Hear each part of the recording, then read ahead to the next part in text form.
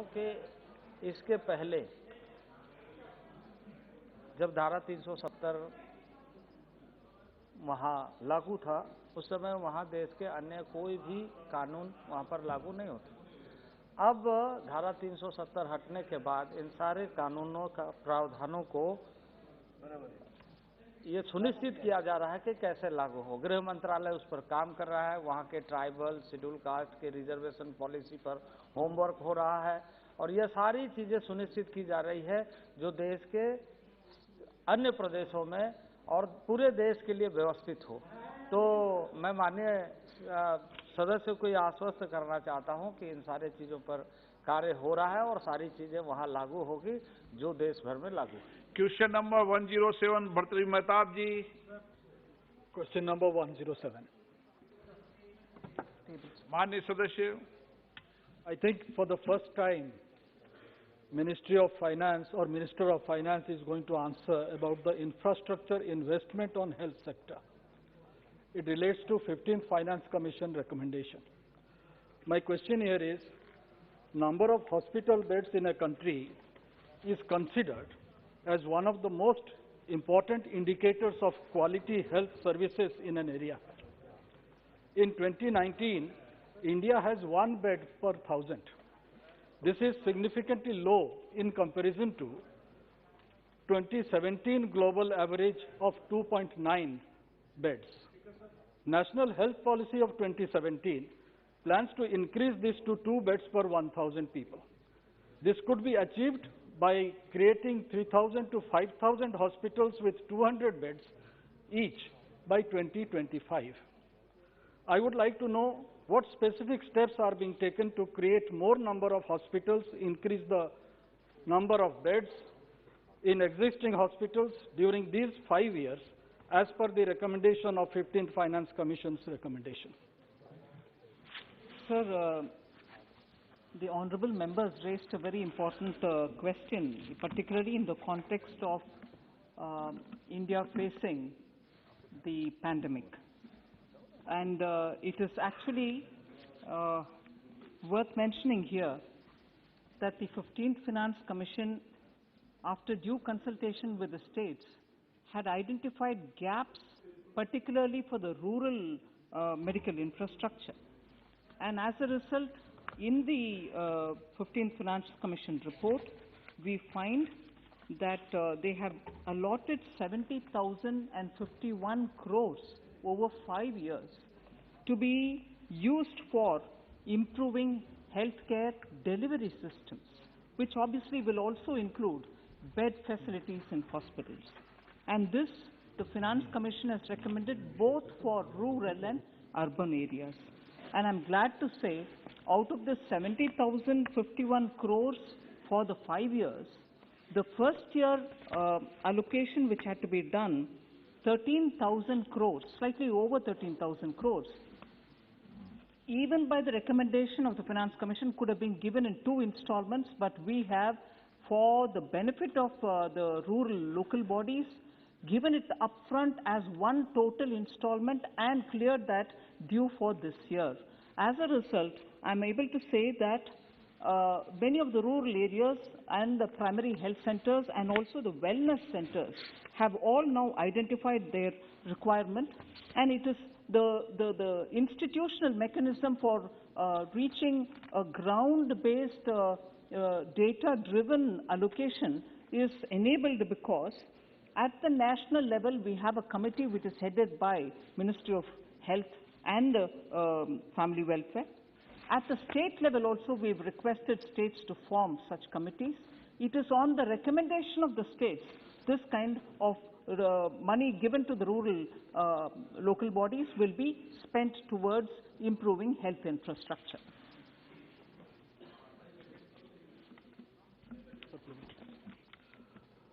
As per the recommendation of the 15th Finance Commission, grants amounting to 4,27,911 crore to local governments and both rural and urban bodies is to strengthen healthcare system and plug critical gaps at the primary healthcare level.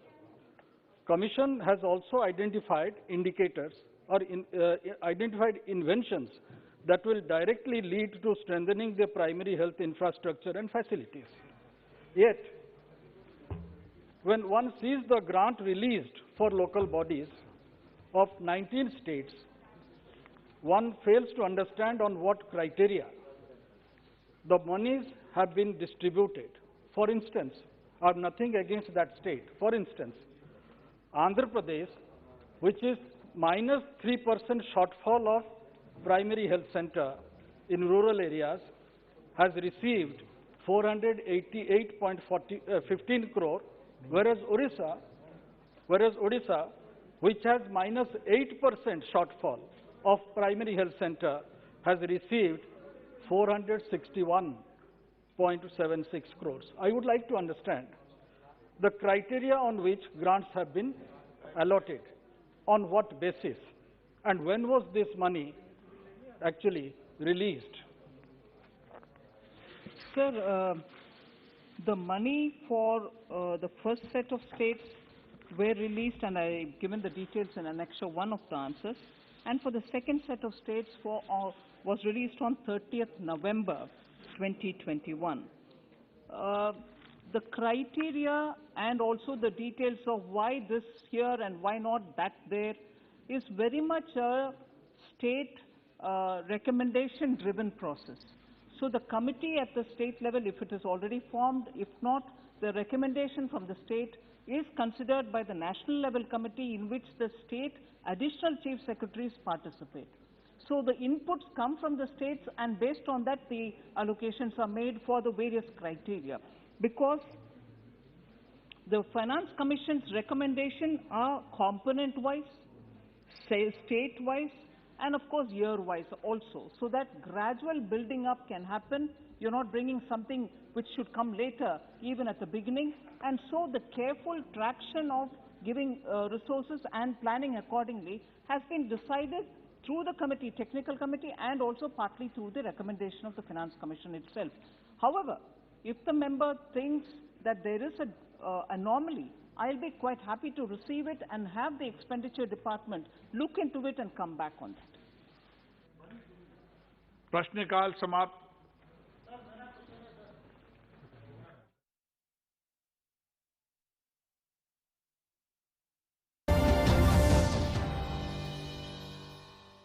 वाविन CPVC pipes IS standards को follow करते हैं और बने हैं premium quality virgin raw material से, जो दें 100% leak proof connectivity. वाविन के RoHS compliant heavy metal free CPVC pipes में है स्मूथ इंटरनल सरफेस। इसकी सेल्फ इंसुलेटिंग प्रॉपर्टी दे लोअर थर्मल कंडक्टिविटी, जो हॉट और कोल्ड वाटर एप्लीकेशन के लिए बनाए इसे एकदम ideal choice. Woven CPVC pipes and fittings with unmatched warranty for building healthy, sustainable environments.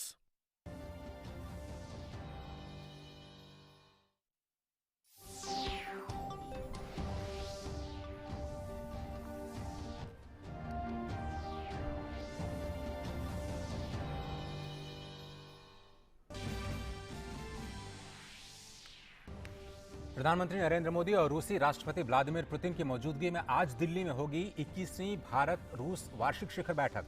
दोनों देशों के बीच रणनीतिक भागीदारी को और सुदृढ़ करने के उपायों पर होगा विचार विमर्श। दोनों देशों के विदेश मंत्री और रक्षा मंत्रियों के बीच आज 2+2 की मंत्री स्तरीय वार्ता हुई।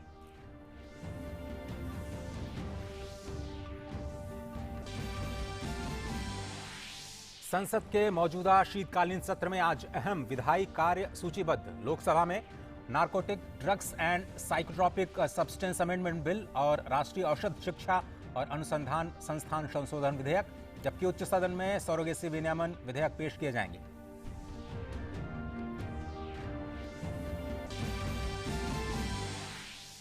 म्यांमार की अदालत ने अपदस्थ नेता आंग सान सू को सुनाई 4 साल जेल की सजा। म्यांमार में सेना के खिलाफ असंतोष भड़काने और कोविड नियमों का उल्लंघन करने के आरोप में हुई सजा।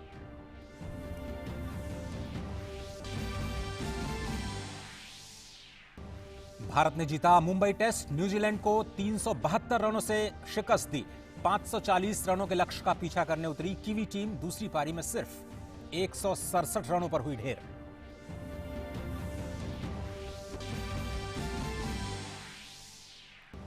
और महापरिनिर्वाण दिवस के रूप में देश आज मना रहा है डॉक्टर B.R. अम्बेडकर की पुण्यतिथि।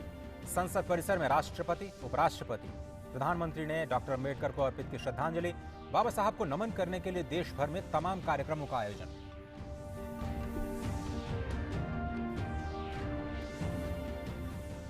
नमस्कार, स्वागत है आप सभी का। दिन के 12 बज चुके हैं और अब समाचारों को देखते हैं विस्तार से। रूस के राष्ट्रपति व्लादिमीर पुतिन 21वीं भारत रूस वार्षिक शिखर बैठक में हिस्सा लेने के लिए आज दिल्ली में आएंगे और इससे पहले हम चलते हैं मंत्री स्तरीय की जो बैठक है। राजनाथ सिंह जो कि रक्षा मंत्री है, भारत और रूस के बीच में 2+2 मंत्री स्तरीय बैठक हो रही है। आइए सुनते हैं।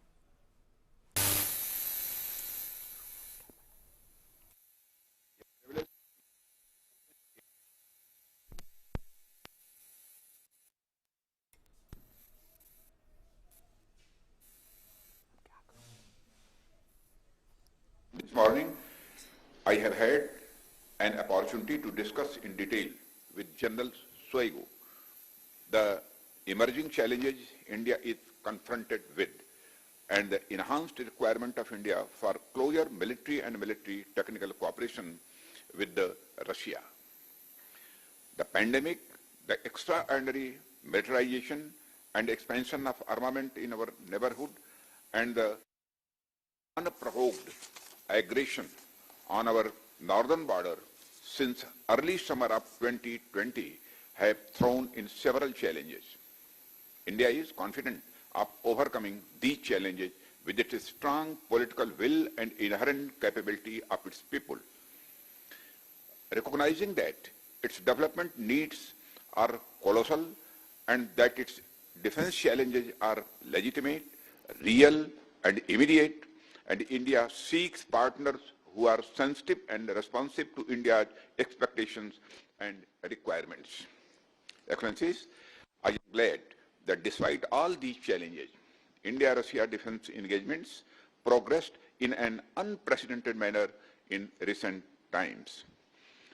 I have had the honor of visiting Moscow twice and Dushanbe once to participate in the celebrations for victory in the Great Patriotic War and in 2 rounds of SCO Defense Ministers meeting.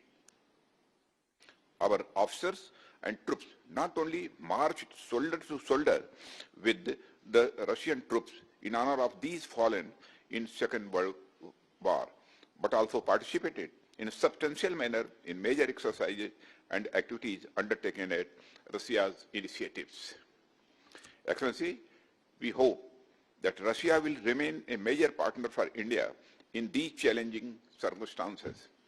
From Ministry of Defense, we have urged our greater military technical collaboration, advanced research, co-development, and co-production of defense equipment leading to self-reliance of India.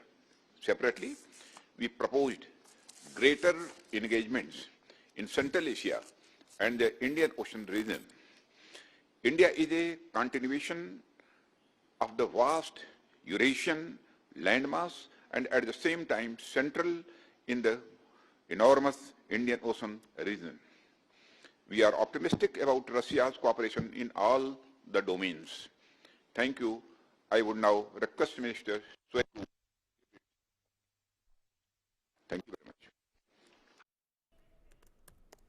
आप देख रहे थे रक्षा मंत्री श्री राजनाथ सिंह को, जिन्होंने रूस के साथ रक्षा उत्पादों के उत्पादन में सहयोग करने की अपील की और एक तरह से जो दक्षिण प्रशांत क्षेत्र है उसमें शांति को स्थापित करने में दोनों देशों के बीच समन्वय बनाने पर बल दिया। और जैसा कि आपको पता है कि आज रूस के राष्ट्रपति व्लादिमीर पुतिन 21वीं भारत रूस वार्षिक शिखर बैठक में हिस्सा लेने के लिए नई दिल्ली आ जाएंगे और पुतिन प्रधानमंत्री नरेंद्र मोदी के साथ इस वार्षिक शिखर बैठक में शामिल होंगे। दोनों ही नेता द्विपक्षीय संबंधों की संभावनाओं की समीक्षा और दोनों देशों के बीच रणनीतिक भागीदारी को और सुदृढ़ करने के उपायों पर विचार करेंगे। ये शिखर सम्मेलन आपसी हितों के अंतर्राष्ट्रीय, बहुपक्षीय और क्षेत्रीय मुद्दों पर विचारों का आदान प्रदान करने का अवसर उपलब्ध कराएगा। 6 दिसंबर 2021 भारत रूस संबंधों में एक नया अध्याय जोड़ेगा, जब भारत रूस 2+2 रक्षा और विदेश मंत्री स्तरीय संवाद का पहला संस्करण भारत में आयोजित होगा। इसके साथ ही 21वें भारत रूस वार्षिक सम्मेलन के लिए रूस के राष्ट्रपति व्लादिमीर पुतिन 6 दिसंबर को भारत में होंगे। यह शिखर सम्मेलन बारी बारी भारत और रूस में आयोजित होता है, लेकिन कोविड-19 महामारी की वजह से 2020 का भारत रूस वार्षिक सम्मेलन आयोजित नहीं हो पाया था। प्रधानमंत्री नरेंद्र मोदी 2019 में 20वें भारत रूस वार्षिक सम्मेलन के लिए रूस के व्लादिवोस्तोक गए थे। 6 दिसंबर को होने वाली मुलाकात प्रधानमंत्री नरेंद्र मोदी की राष्ट्रपति पुतिन से नवंबर 2019 के ब्राजील में आयोजित ब्रिक्स सम्मेलन के बाद पहली व्यक्तिगत मुलाकात होगी। They will begin with Raksha Mantri and his Russian counterpart, His Excellency Sergei Shoigu, co-chairing what is known as the Intergovernmental Commission, while External Affairs Minister will have a bilateral meeting with his counterpart, Russian Foreign Minister, His Excellency Mr. Sergei Lavrov. In the afternoon, the 21st India-Russia Annual Summit will be held, and we look forward to welcoming President Putin to New Delhi for this summit. Media reports के अनुसार इस मुलाकात में कई द्विपक्षीय हस्ताक्षर होने की संभावना है। प्रधानमंत्री मोदी और राष्ट्रपति पुतिन की 2019 में व्यक्तिगत मुलाकात के बाद दोनों नेताओं की 6 बार फोन पर बातचीत हो चुकी है। इसके अलावा बहुपक्षीय सम्मेलनों में भी वर्चुअल तौर पर दोनों नेता मिलते रहे हैं। भारत में रूस के राजदूत निकोले कुडाशेव ने कहा कि राष्ट्रपति पुतिन की भारत यात्रा दोनों देशों के बीच द्विपक्षीय संबंधों को गति देगी। It would be a very comprehensive paper, a very comprehensive document covering all dimensions of our ties, beginning with the united global issues, global affairs and United Nations, revived commitment to its central position in modern world. Then would come multiple regional issues, naturally Afghanistan included, as a source of our common concern, and then much space would be devoted to bilateral ties. Rajya Sabha दोपहर 12 बजे तक के लिए स्थगित हुई थी। विपक्षी सांसदों द्वारा नागालैंड में हुई फायरिंग पर केंद्रीय गृह मंत्री के बयान की मांग को लेकर हंगामे के बीच आज राज्यसभा की कार्यवाही स्थगित की गई। उच्च सदन में सदस्यों द्वारा उठाई गई मांगों पर प्रतिक्रिया व्यक्त करते हुए राज्यसभा अध्यक्ष ने कहा कि यह बेहद संवेदनशील मामला है, इसलिए गृह मंत्री से उन्होंने बात की है और वो दोपहर के बाद इस बारे में बयान देंगे। सदन के नेता पीयूष गोयल के भी इसकी जानकारी दी है। आप देख रहे हैं ये सीधी तस्वीरें राज्यसभा से।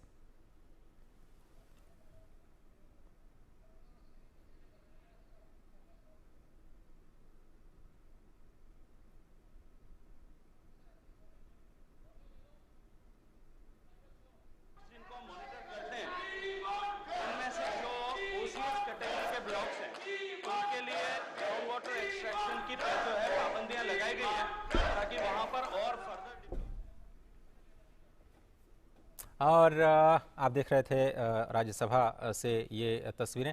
आपको पता है कि नागालैंड के मुद्दे पर ये स्थगन किया गया था हाउस का, और प्रश्नकाल जैसे ही शुरू होगा उस हम आपको सीधे प्रसारण की तरफ ले चलेंगे।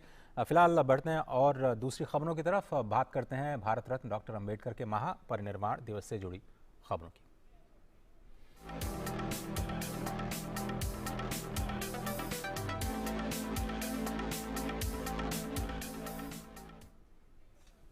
आज संविधान निर्माता भारत रत्न डॉक्टर भीमराव अंबेडकर की पुण्यतिथि है। बाबा साहेब भीमराव अंबेडकर ने भारत की आज़ादी की लड़ाई में सक्रिय भूमिका निभाई थी। वो जीवन भर सामाजिक भेदभाव के खिलाफ लड़ते रहे। आज़ादी के बाद उनकी भूमिका और भी महत्वपूर्ण हो गई जब उन्हें राष्ट्र के संविधान निर्माण का दायित्व सौंपा गया। वे स्वतंत्र भारत के प्रथम कानून न्याय मंत्री, भारतीय संविधान के जनक और भारत गणराज्य के निर्माताओं में से एक थे। आज पूरा देश बाबा साहब को नमन कर रहा है।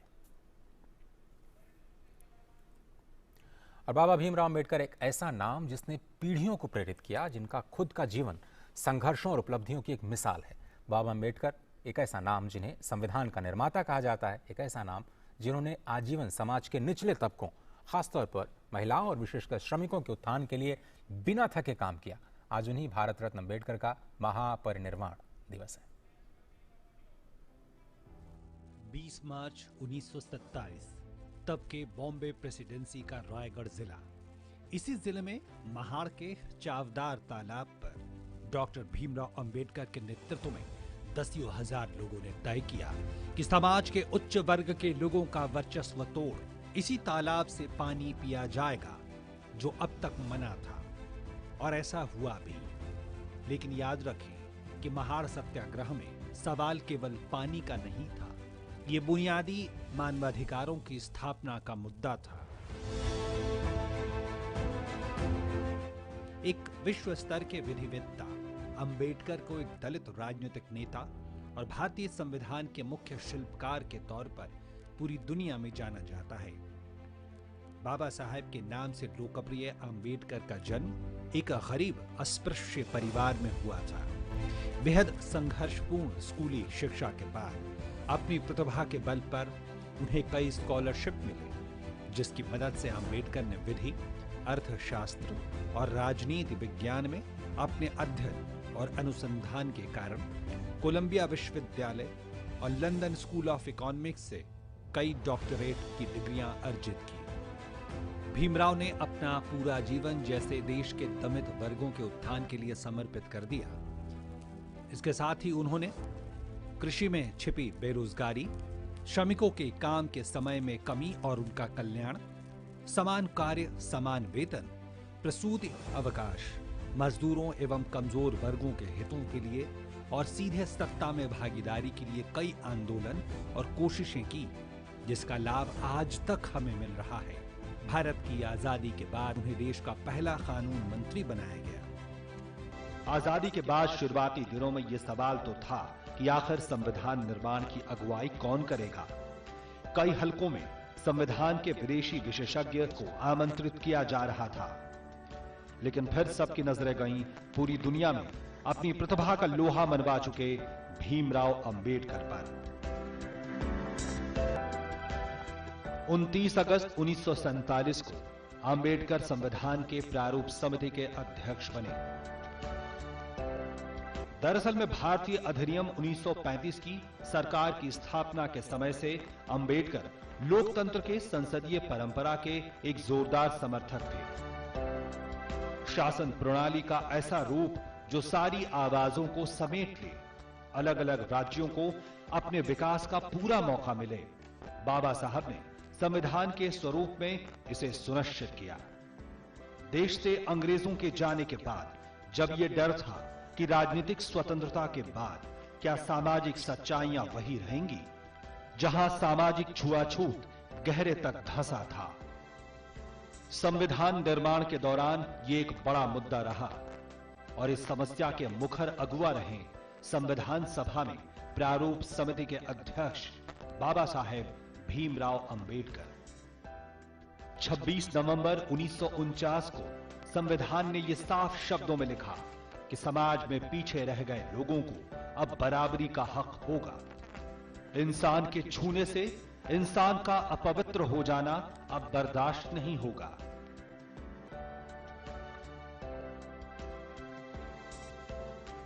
अवसर की समानता को बाबा साहेब ने अधिकार में बदला और संविधान सभा ने इसे मौलिक अधिकार माना। अंबेडकर ने इसे संविधान का सबसे महत्वपूर्ण, सबसे खास हिस्सा माना।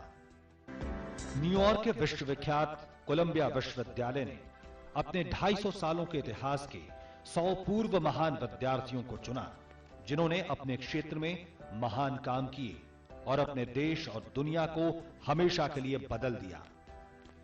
इस लिस्ट में Franklin Roosevelt, David Eisenhower, Mikhail Saakashvili जैसे नाम थे। इसमें शीर्ष पर एक नाम भीमराव अंबेडकर का भी था।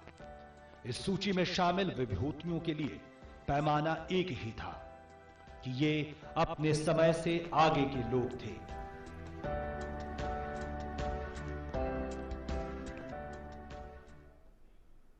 और सीधे आपको लिए चलते हैं दिल्ली स्थित अंबेडकर इंटरनेशनल सेंटर, जहां इस वक्त केंद्रीय मंत्री कौशल किशोर महापरिनिर्वाण दिवस के अवसर पर संबोधित कर रहे हैं। जहां बोले कि डॉक्टर अंबेडकर का मिशन जाति विहीन, शोषण विहीन समाज की स्थापना है।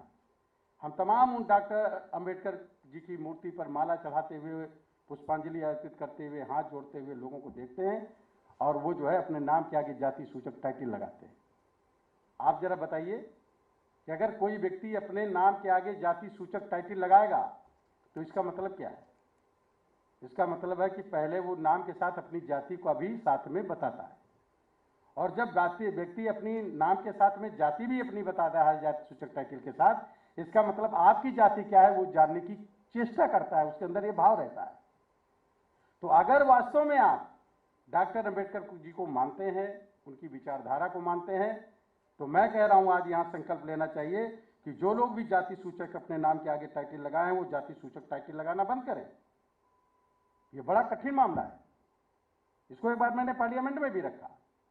और अगर जाति सूचक टाइटल लगाने का अगर इस तरीके का एक कानून बनेगा तो भी 1 सदी लग जाएगा लोगों को इंसान बनने में लग जाएगा। अभी जो हम विभिन्न जातियों में बटे हुए हैं, इंसान बनने में हमको लग जाएगा। तमाम जगह पढ़े लिखे लोग पीएचडी किए, डीलिट किए जाते हैं, तो मेरे से ही कभी कभी पूछ लेते हैं क्या नाम है भाई साहब? कौशल किशोर। आगे बताइए। मतलब आगे क्या बताऊं, इतना ही था। तो जाति जानने का प्रयास करते हैं, और जो व्यक्ति जाति जानने का प्रयास करता है या अपनी जाति को लोगों के बीच में रखने का काम प्रयास करता है, मैं समझ रहा हूं डॉक्टर अंबेडकर को मानता होगा, मगर डॉक्टर अंबेडकर की नीति को निश्चित तरीके से नहीं मानता होगा।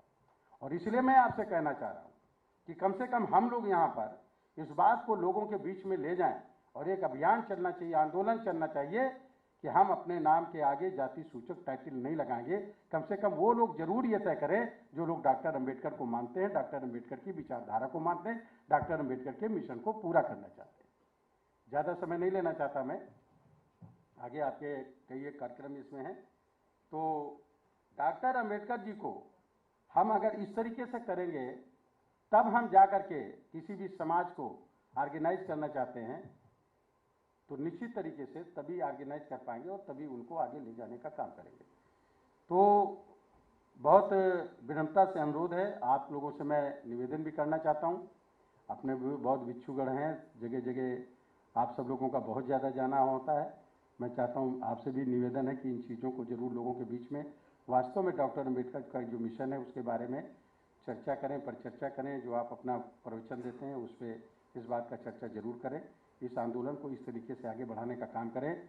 हमें मानव समाज का समाज बनाना है और इसलिए हम डॉक्टर अंबेडकर जी को कोटि कोटि दलितों का मसीहा कहने के बजाय अगर डॉक्टर अंबेडकर जी को हम ये कहेंगे कि मानवता के वो देवता थे तो बहुत ज़्यादा अच्छा रहेगा। मानवता के देवता थे, ये हमको अपने दिल के अंदर रहना चाहिए और कहना भी चाहिए। तो एक बार नारा लगा दीजिए डॉक्टर अंबेडकर अमर रहे जी का, और अपनी बात को मैं समाप्त करूंगा। डॉक्टर अंबेडकर अमर रहे, डॉक्टर अंबेडकर अमर रहे। जोरदार नारा। और संसद भवन परिसर में भी आज डॉक्टर बी आर अम्बेडकर को श्रद्धांजलि दी गई। राष्ट्रपति रामनाथ कोविंद, उपराष्ट्रपति एम वेंकैया नायडू, प्रधानमंत्री नरेंद्र मोदी, लोकसभा अध्यक्ष ओम बिरला समेत तमाम गणमान्य लोगों ने बाबा साहब को पुष्पांजलि अर्पित की।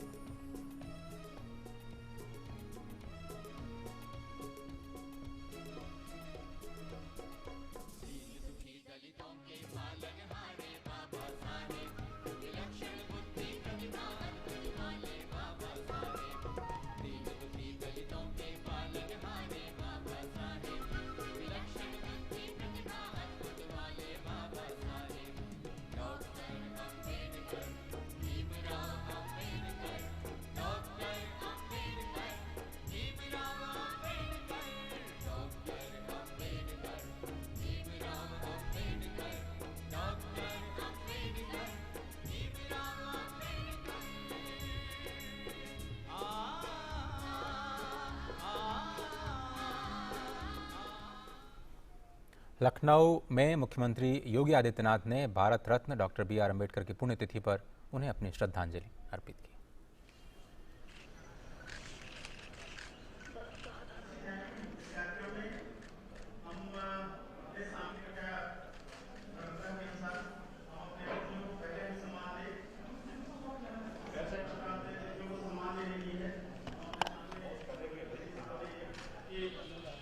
वो सम्मान है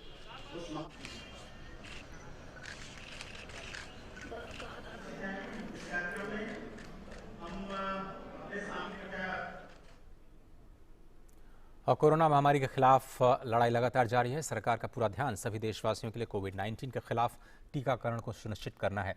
इसके लिए सरकार तीव्र गति से इसके लिए देश भर में अभियान चला रही है। देश के लिए गौरव की बात है कि 50% से अधिक आबादी का पूरी तरह से टीकाकरण हो चुका है। प्रधानमंत्री नरेंद्र मोदी ने इस पर खुशी व्यक्त की और ट्वीट किया है। कोविड-19 के खिलाफ जंग में इस तरह से निर्बाध गति को बनाए रखना बहुत ही महत्वपूर्ण है। हमें मास्किंग अप और सोशल डिस्टेंसिंग समेत अन्य सभी कोविड-19 प्रोटोकॉल का पालन करते रहना चाहिए। अब देश भर में जारी कोविड-19 वैक्सीनेशन के आंकड़ों पर नजर डालते हैं। पिछले 24 घंटों में 24,55,000 से ज्यादा लोगों को वैक्सीनेशन किया गया है। देश भर में 127,93,09,669 लाभार्थियों को कोरोना का टीका लगाया जा चुका है। कोविड-19 वैक्सीनेशन अभियान से कोरोना संभावितों को सुरक्षा मिलती है और उन्हें कोरोना होने का खतरा बहुत ही कम हो जाता है।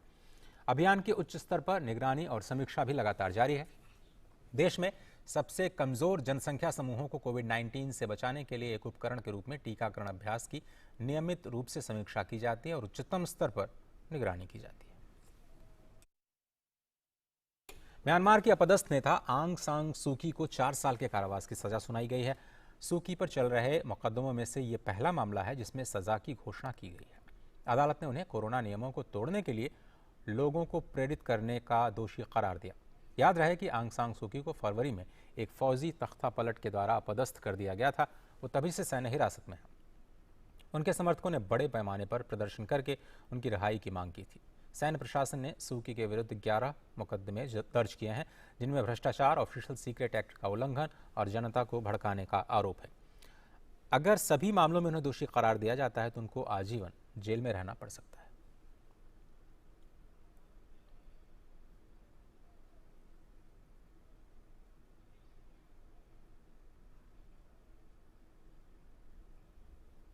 फिलहाल इस बुलेटिन में सिर्फ इतना ही। दीजिए इजाजत। नमस्कार।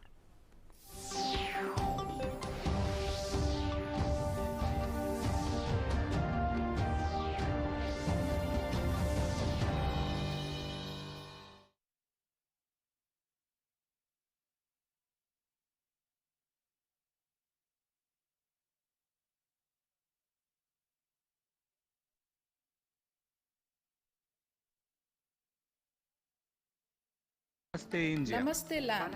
मरहबन इलल हिंद। जरी इंडिया। सलाम इंडिया। नमस्ते इंडिया। नमस्कार Bharat.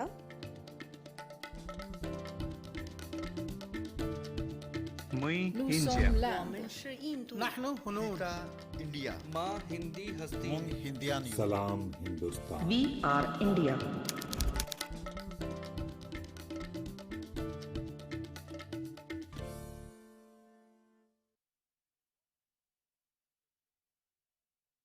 Your window to rising India.